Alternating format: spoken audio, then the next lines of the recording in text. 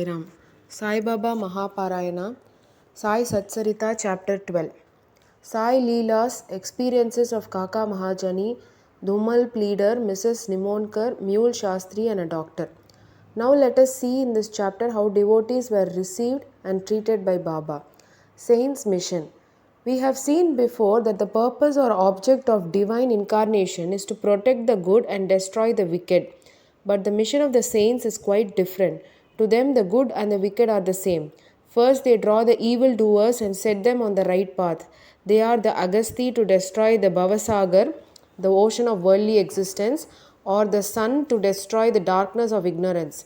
The God dwells in the saints. In fact, they are not different from him. Our Sai is one of these, who incarnated for the welfare of the devotees. Supreme in knowledge and surrounded with divine aura, he loved all beings equally. He was unattached. Foes and friends, kings and paupers, all were same to him. Hear his prowess.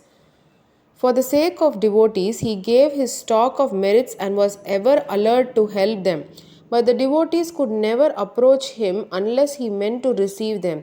If their appointed time did not come, they did not remember Baba, and his Leelas could not reach their ears. Then how could they think of seeing him? Some men desired to see Sai Baba, but they did not get an opportunity of taking his darshan till his Mahasamadhi. There are many such persons whose desire for Baba's darshan was not thus satisfied. If these persons, believing in him, listen to his Leelas, their quest for darshan will be to a great extent satisfied by the Leelas. Even if some people went there by sheer luck and took Baba's darshan, they were not able to stay there longer. No, nobody could go there of his own accord, and nobody could stay there longer if Baba did not wish to. They could stay there so long as Baba permitted them to stay and had to leave the place when asked to do so by him. So everything depended on Baba's divine will. Kaka Mahajani.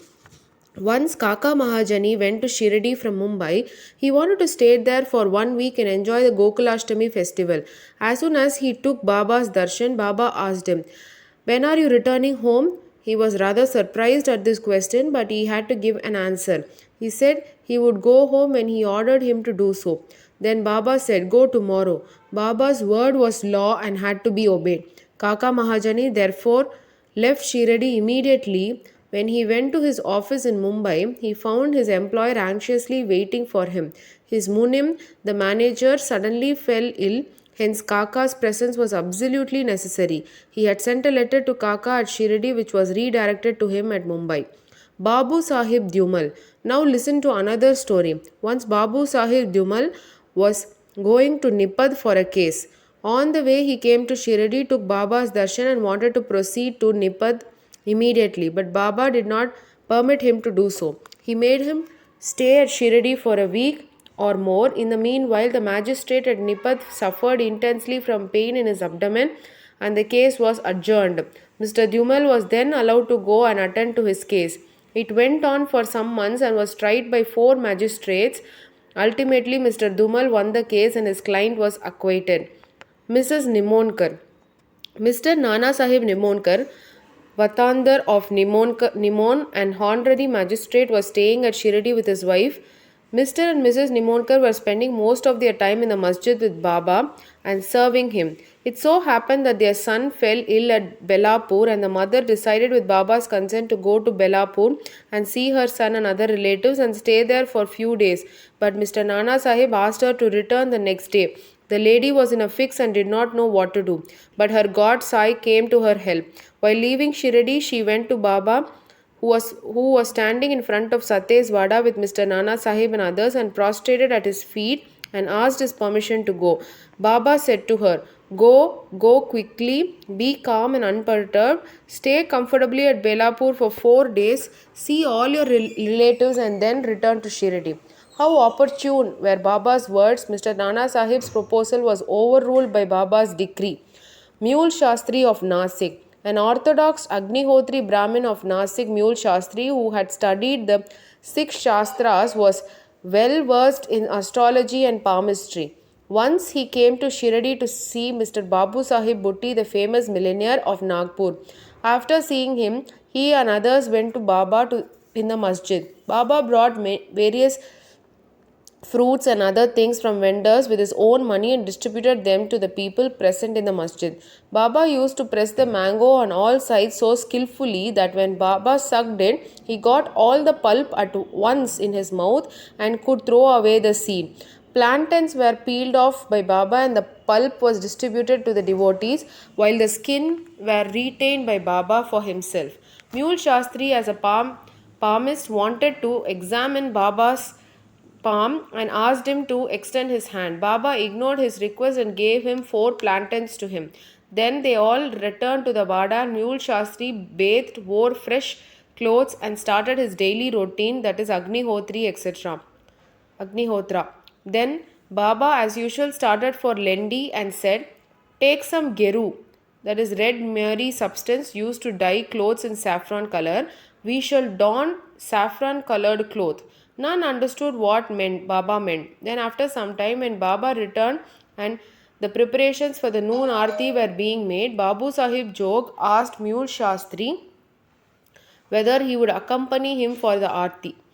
He replied that he would see Baba in the afternoon. Baba sat on his seat and was worshipped by the devotees, and the arti commenced. Then Baba said, "Get some dakshina from the new Nasik Brahmin." Bhutti himself went to the Vada to get the dakshina, and when he gave Baba's message to Mule Shastri, he was sorely perplexed.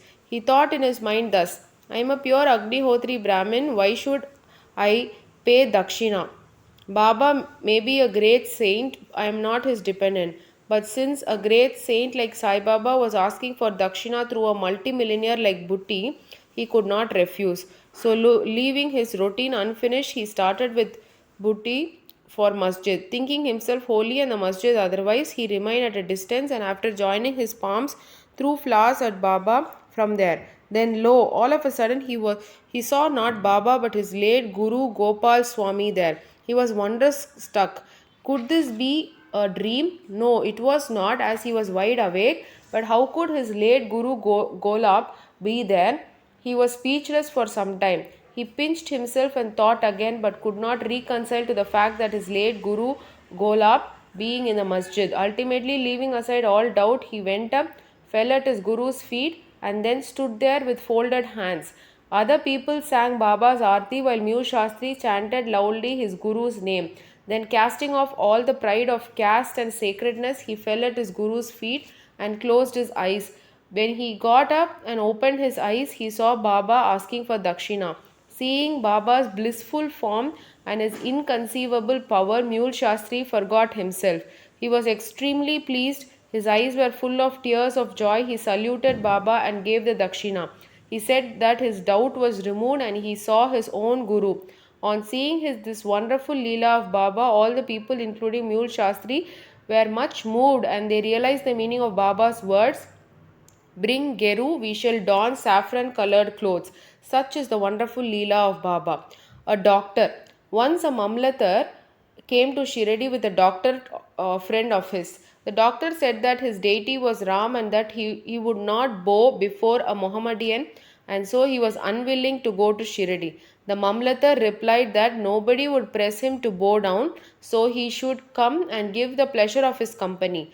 Accordingly, they reached Shiradi and went to the masjid for Baba's darshan. All were wonderstruck to see the doctor going ahead and saluting Baba. They asked him how he forgot his resolve and bowed to a Musalman. Then the doctor replied that he saw his beloved deity Ram on the seat and he therefore prostrated himself before him. Then, as he was saying this, he saw again Sai Baba there. Being dismayed, he said again, "Is this a dream? How could he be a Mohammedan? He is a great yoga sampanna, full of yoga avatar." Next day he made a vow and began to fast. He absented himself from the masjid, resolving not to go there until Baba blessed him. 3 days passed, and on the fourth day a close friend of his from Kandesh turned up, and with him he went to the masjid for Baba's darshan. After salutation, Baba asked him whether anybody had gone to call him that he had come. Hearing this vital question, the doctor was moved. The same night he was blessed by Baba, and he experienced bliss supreme in his sleep. Then he left for his own town where he remained in the same state for a fortnight. This devotion for Sai Baba increased manifold. The moral of all the stories mentioned above, especially that of Mule Shastri, is that we should have firm faith in our Guru and in none else. More Leelas of Sai Baba will be described in the next chapter. Bow to Sri Sai, peace be to all. Om Shri Sachidananda Sadguru Sainath Maharaj Ki Jai. Sai Ram.